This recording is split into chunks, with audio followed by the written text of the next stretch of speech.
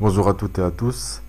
Le vent souffle très fort et justement ce n'est pas du vent que je suis en train de vous raconter ici. Car ce n'est pas le temps, il n'y a pas de temps pour philosopher maintenant ou devoir raconter des bobards. Euh, L'heure est grave et je vous demande franchement sans langue de bois de ne pas au moins de ne pas être complice du mal, car le mal, il est présent partout, il est même à l'intérieur de vous. Et si vous n'êtes pas conscient de ce danger, vous êtes perdu, vous êtes complètement perdu sans vous en rendre compte. Et rien, un conseil que je vous donne, rien ne vous oblige de faire des choses qui sont contre vos aspirations et contre votre intérêt, chose que la plupart fait là, malheureusement. Et soyez digne, soyez un peu d'honneur, un peu de dignité, s'il vous plaît.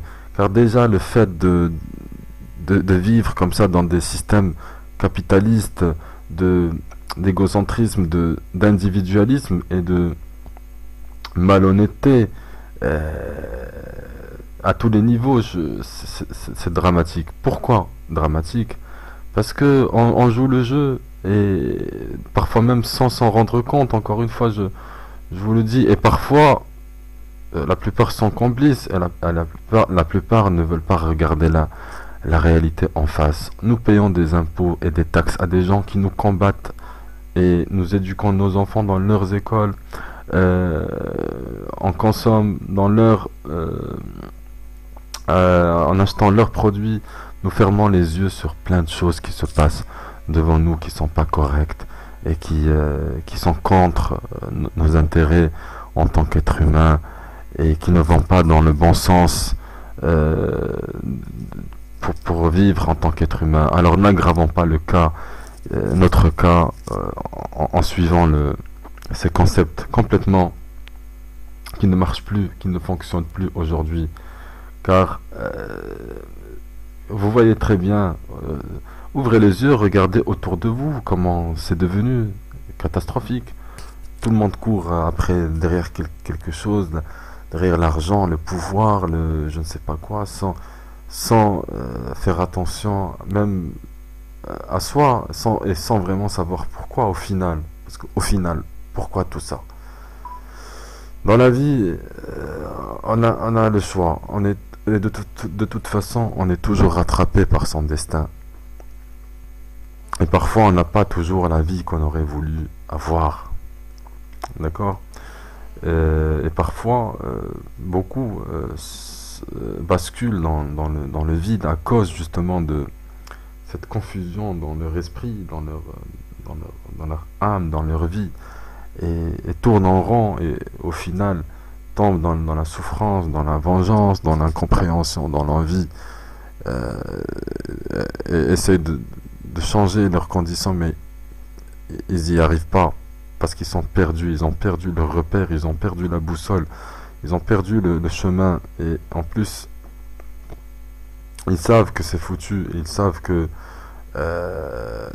et qu'est-ce qu'ils font? Bah, ils s'adonnent à des faux objectifs euh, en tombant dans la consommation de la drogue, l'alcool, et qui ne fait qu'aggraver leur cas. Pour eux, ça arrange la situation au moment présent. Peut-être ils se croient, bon, ils essaient de fuir un peu la réalité, etc. Mais ça ne fait qu'aggraver le cas. Donc ça ne sert à rien de s'enfoncer encore plus, car c'est le chemin de Satan. Et Satan, il agit sur plein de leviers.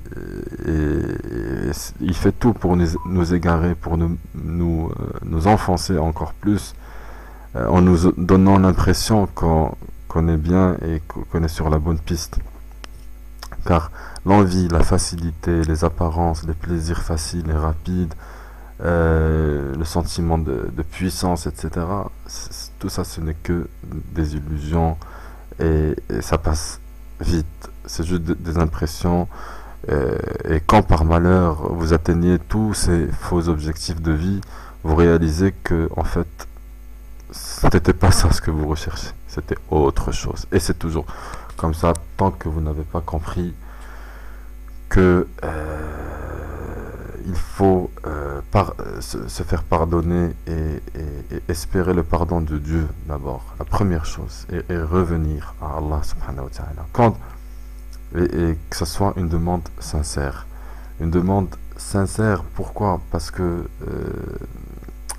il faut d'abord connaître, savoir ce que vous avez fait comme mal dans votre vie, même vis-à-vis de vous-même, ensuite vis-à-vis des autres, que ce soit consciemment ou inconsciemment.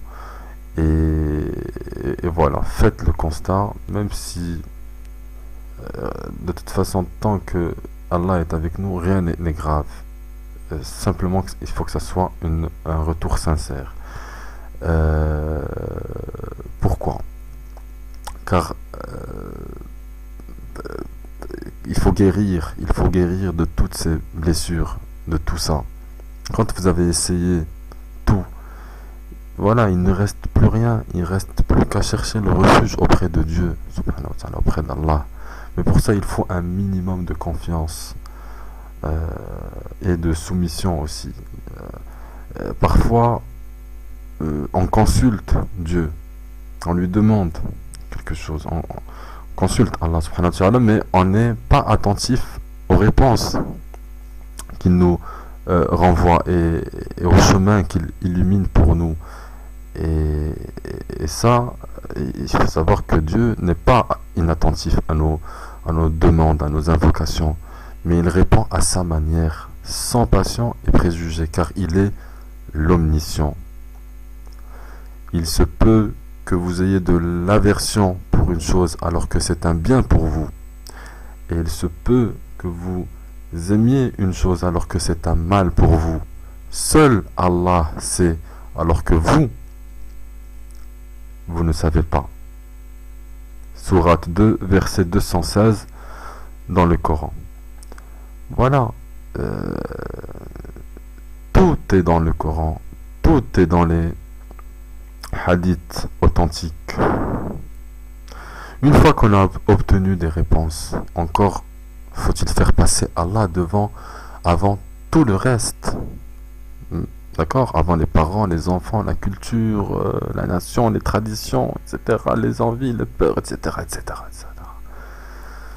Dit, si vos pères, vos fils, vos frères, vos épouses, votre clan, les biens que vous avez acquis, un négoce pour lequel vous craignez le marasme, des demeures où vous vous plaisez, vous sont plus chers que Dieu et son messager et la lutte dans le chemin de Dieu, alors attendez-vous à ce que Dieu fasse intervenir son ordre.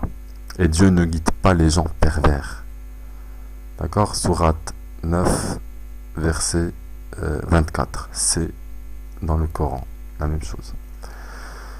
Voilà, et bien souvent l'exemple du prophète sallallahu alayhi wa sallam dans la sunna est une source suffisante pour nous guider et trouver des réponses à nos questions. Mais là aussi, il faut l'aimer et le faire passer avant toute autre chose. Voilà. Le prophète, prière et salut sur lui, a dit « Nul n'aura la foi complète tant qu'il ne m'aimera pas plus que son père, son fils et tous les gens réunis. » Voilà, c'est dans les hadiths authentiques, les sources de Bukhari et Muslim. Faites vos recherches. À présent, il ne me reste plus qu'à vous conseiller un des conseils que je peux même donner à moi-même et qui est proche de la réalité, c'est que la voie à suivre est simple, claire et évidente. Sauf pour ceux qui veulent pas la voir, qui veulent pas en entendre parler. Ça, c'est un problème. Essayez de comprendre le message, de bien le comprendre et surtout de l'appliquer. Ça, c'est important dans votre vie de tous les jours, du matin jusqu'au soir, tous les jours. La barbe, le hijab, le ramadan, le hajj, la zakat, la prière sera vide de sens et de profondeur sans le désaveu des fausses divinités. Voilà. Et voilà pourquoi aussi la priorité absolue, c'est l'enseignement du désaveu et pas de culpabiliser les uns et les autres sur les lacunes dans les aspects extérieurs. Pourquoi Parce que tout simplement la vie aujourd'hui rend l'application de certaines obligations complexes et difficiles à assumer physiquement et psychologiquement. C'est pourquoi le chemin des véridiques est le suivant.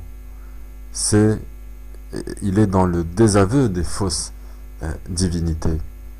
On se retrouve après avec des milliers de musulmans des coutumes et des apparences, avec un cœur plein de bid'a et de shirk, d'associationnisme et de fausses divinités.